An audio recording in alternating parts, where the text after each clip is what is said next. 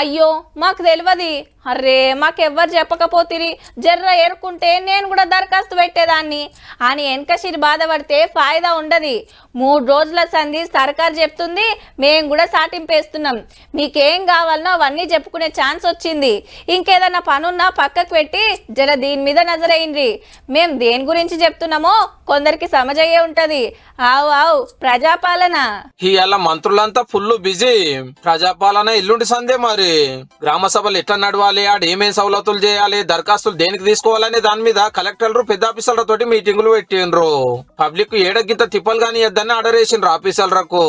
ఏ వార్డుకు ఆ వార్డులే మీటింగు, 4 కౌంటర్లు, 8 మంది మనుషులు.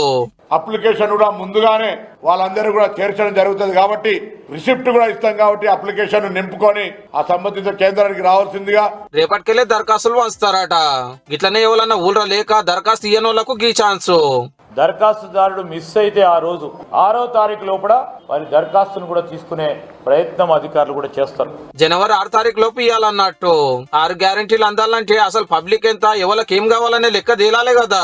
అగో గందుకోసము ప్రజాపాలన పేరు మీద మీ కాడికే వస్తురు అన్నట్టు. మేము ఇచ్చిన 6 గ్యారంటీలతో అభయహస్తం పేరుతో ఆ కార్యక్రమాల్లో బెనిఫిషియర్ సెలెక్ట్ చేయడం కానీ, వాళ్ళ అప్లికేషన్ ఆహ్వానించి ఆ తర్వాత స్ట్రీమ్ లైన్ చేసుకుంటూ దాన్ని అమలు పరిచే దిశగా. అయ్యో మాకు రేషన్ కార్డు లేకపోయానేం ఫికర్ చేయకుండ్రి, దానికి కూడా ఇప్పుడే దరఖాస్తు పెట్టుకోవచ్చు. ఆ పని ఉన్నది ఈ పని ఉన్నదని లాపర్వా చేయకుండా మీకేం కావాలనో అప్లికేషన్ పెట్టుకోండి మరి.